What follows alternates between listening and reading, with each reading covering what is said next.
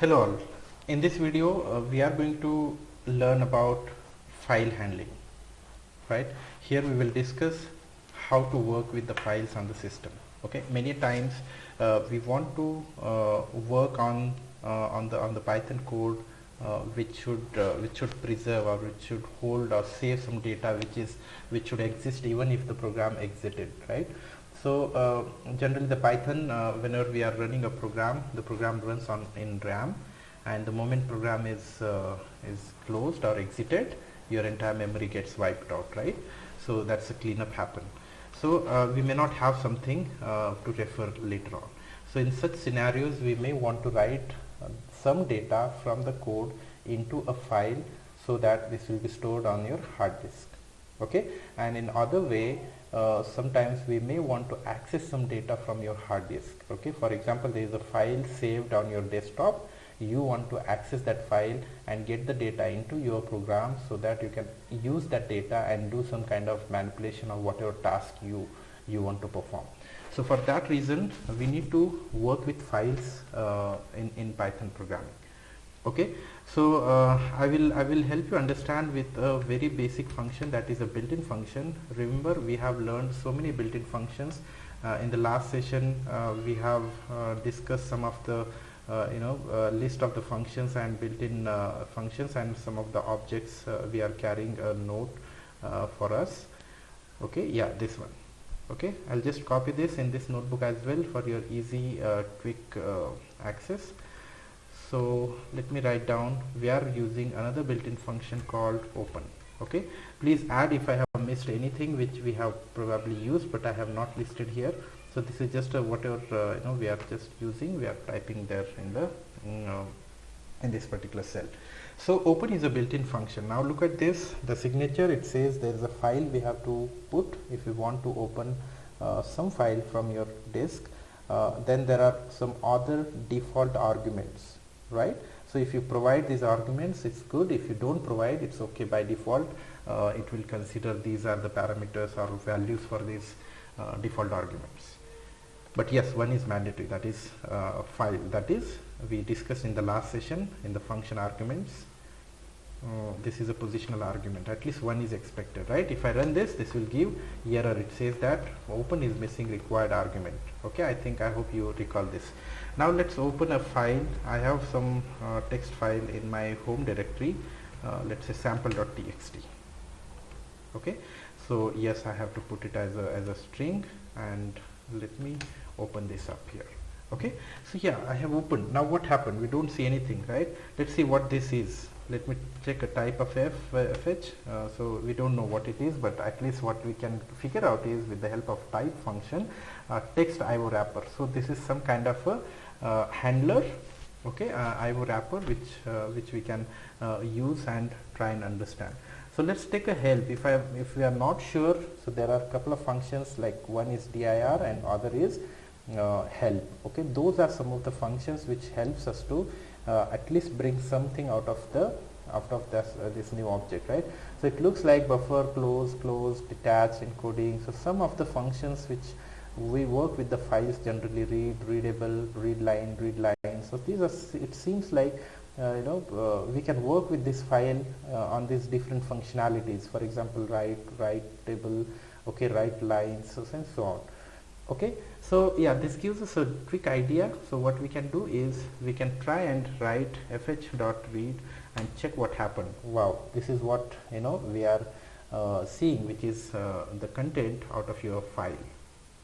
Okay, and remember, we have to close the file. Okay, and that's how the complete transaction happened. That means we got data into our file, into our Python code, and we were successfully able to print it. Okay, I repeat again, I put everything in a single cell now.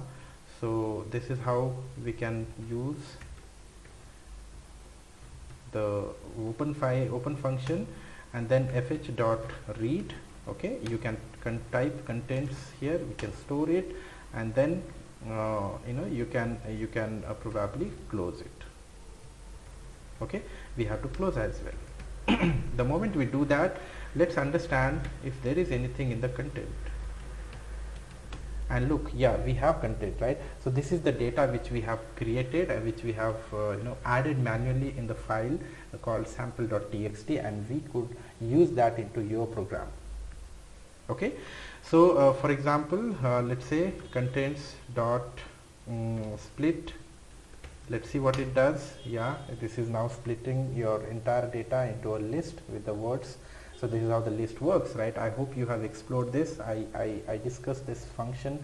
I asked you guys to explore on your own. There are so many functions.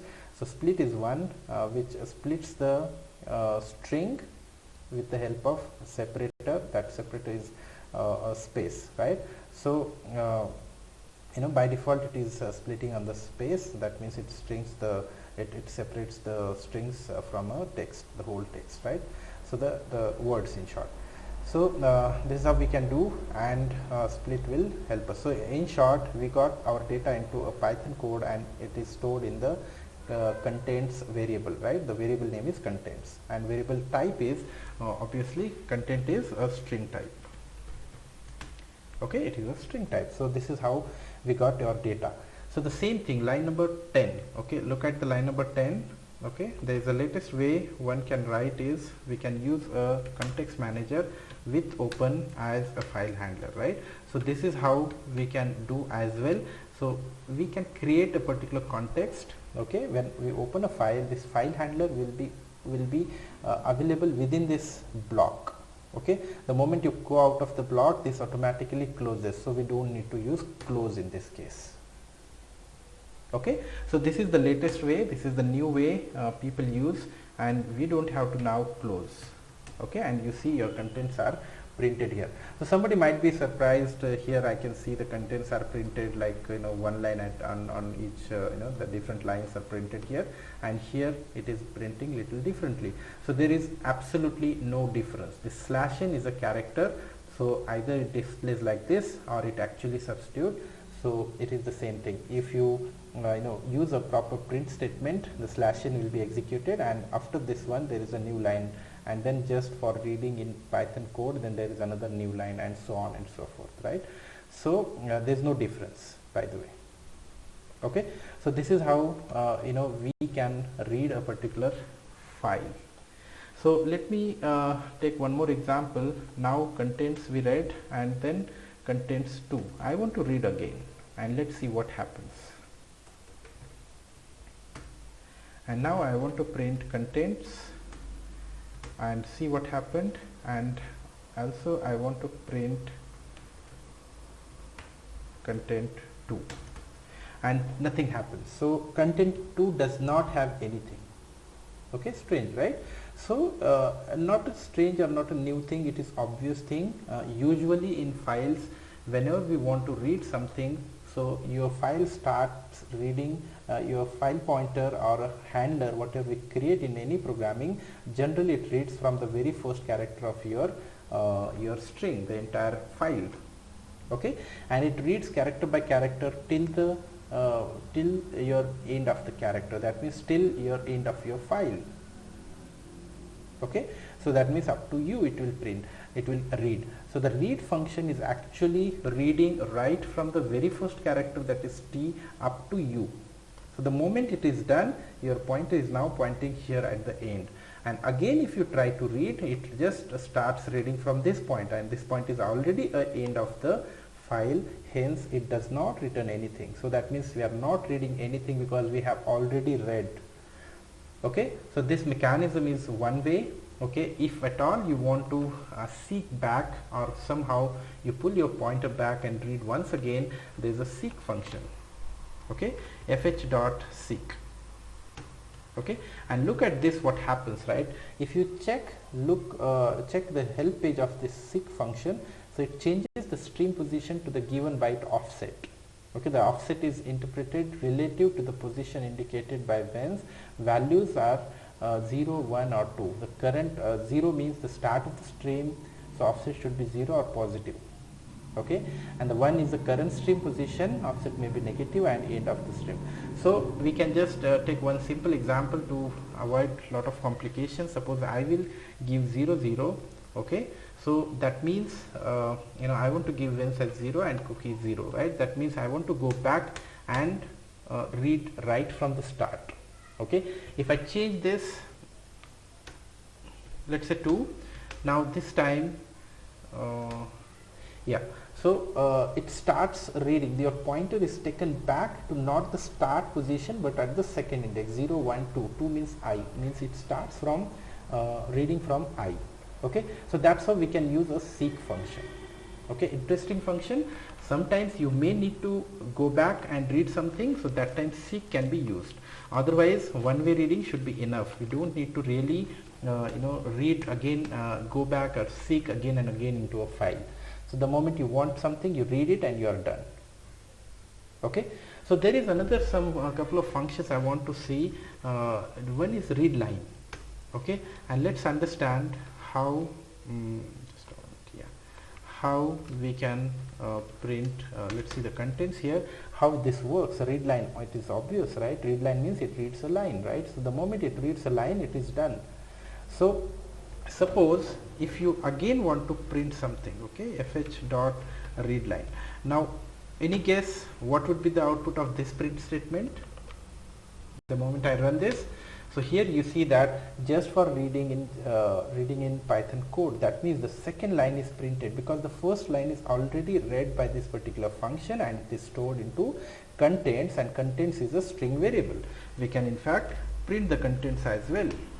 Okay, so the contents is printed here, then a new line printed because of the print statement, then read line means another line is getting read by inside from this file, and then one more new line because of the print statement. So that's how this the functionality works here. So read line gives you one line at a time. Okay, so let's read. There is something called read lines. Let's understand what it does. Okay, quick thing, right? And this shows something different output. So read lines, obviously it indicates that it is reading more lines, right? In fact, it is reading all the lines from a file, and every line becomes one element of a list, and that's the resultant is the list. The contents here in this case is of type list. Okay, you can simply print contents is now type list, correct? And if you try to print contents, and obviously contents are printed whatever the list is having. So you can access whatever number of lines you want to access. For example, if I want to access line number 3, you can go 0, 1 and 2. So second index, end of 5. That's how you can print. Correct? So for example, for element or line in contents, print line. Okay. Here you can just try to print I comma, so that you can use just I as just a simple variable which starts from 1, and you just keep on adding it. Okay, so that you get line numbers as well. So line number 1, this is a sample text. Line number 2, just for reading in Python code. Line number 3, end of file, and so on and so on.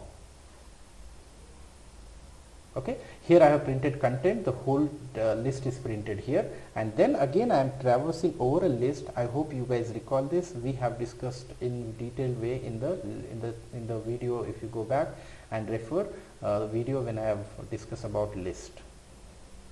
Okay, list and tuple. So in that video we have discussed how to iterate over a list, and this is what exactly we are doing, right? So each line we are trying to print along with a line number. This is just one variable which we have initialized with 1, and then we are printing that one variable along with each line we are printing, and then I increment so that the next line becomes the next number in the sequence, right? Okay, so this is how we can use.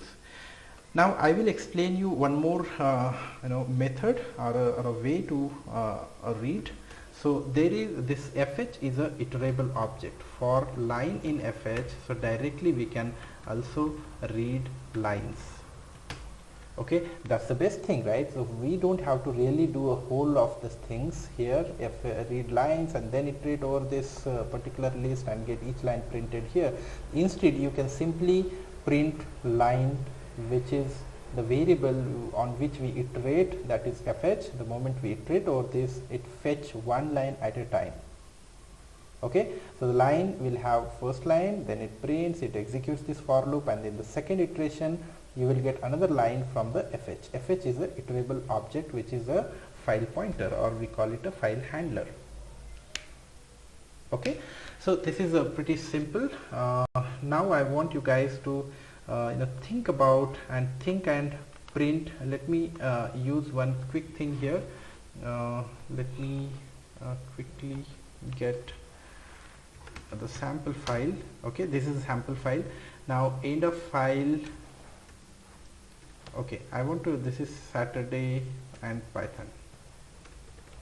Okay, just imagine there are two lines in which I have I have word Python. Okay, rest of the lines like or I may have the third word as well, right? And maybe I don't want to yeah, I will just say thanks later, thank you later, and there is nothing. Okay, and there is one I and there is nothing at the last line. So suppose this is the string.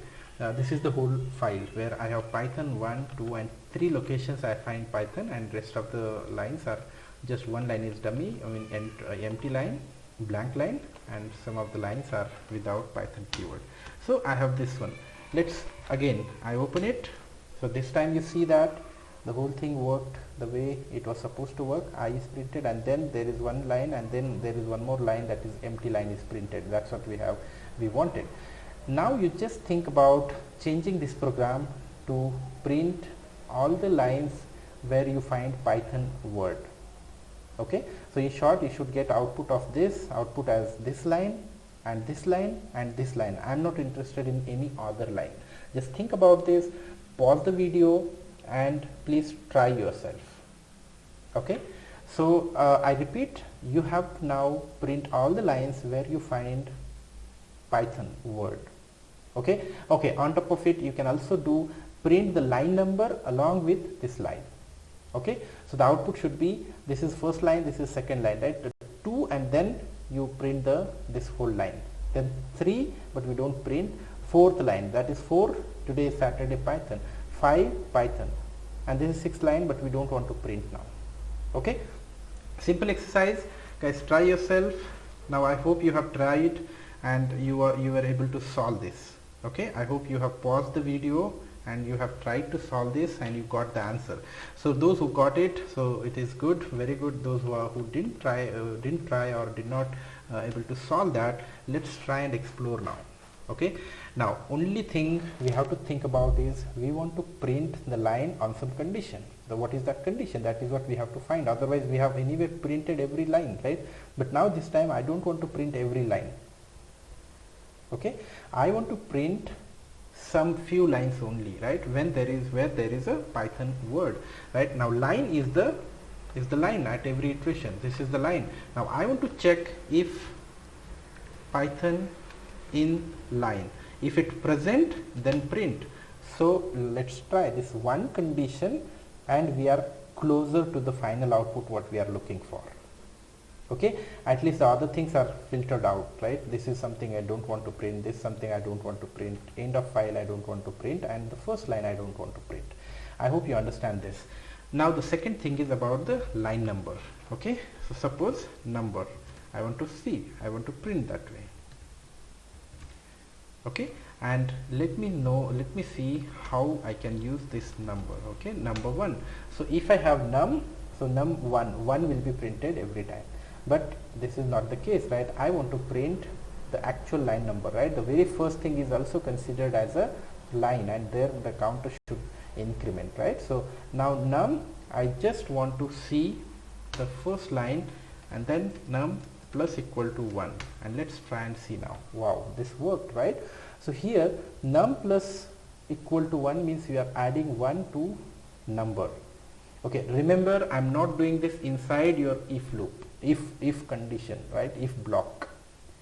Okay, I'm not doing this inside if block. If I do so, then it will just give sequential line numbers where you find Python. But our interest is to get all the lines with their actual position, actual line number.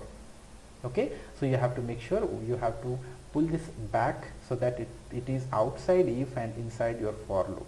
Okay, that's the importance of indentation, guys, right? So I hope you understand the indentation better now. Okay, so this is the simple exercise, and we are able to read the contents of a file and just try to manipulate that, right? If you want to see something, do something, we can do it. Okay, so that's a simple exercise. Now let me also help you understand or use this function to write something with open, and now I want to write something into the file home gbure and let's say sample2, okay, .txt. So this file doesn't exist. Now remember, we did not give any other option so far because by default mode was R and we are okay with that, right? Now R means, the mode R means it is the read mode. Okay, we want to read, or we want to open this file in the read mode. Okay, open for reading purpose. Okay, open for writing, this is another option, right? W.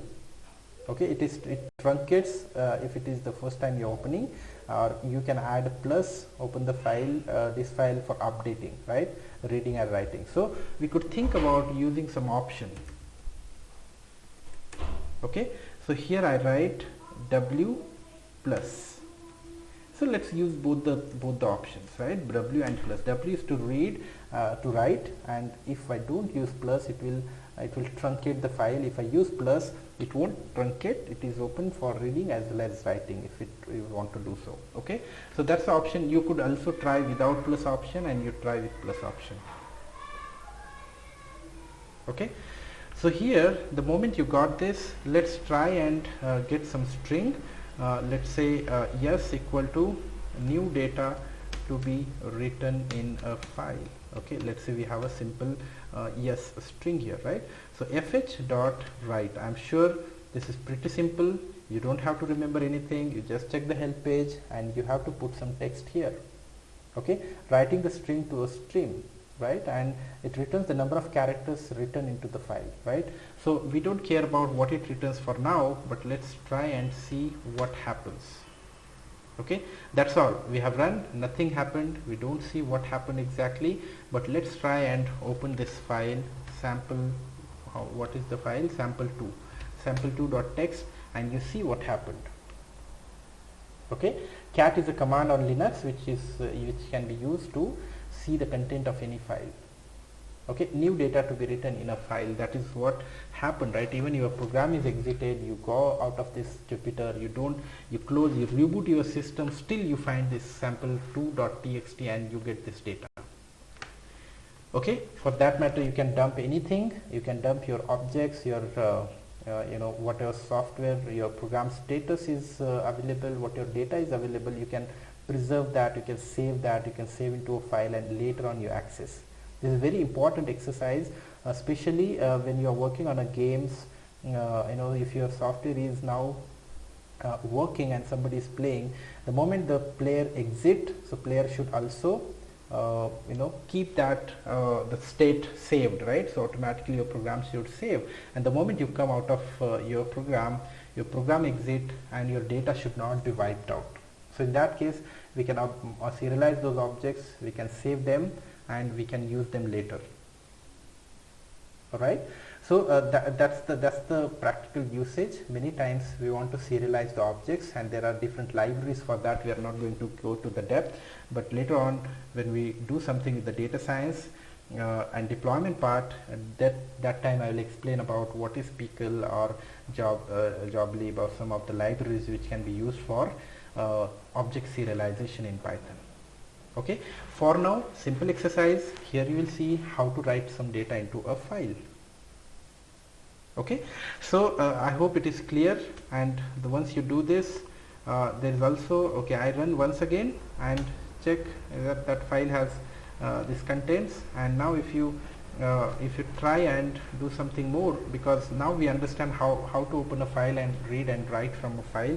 That's the best simple exercise we have done to understand and to get a comfort level on how to work with the files.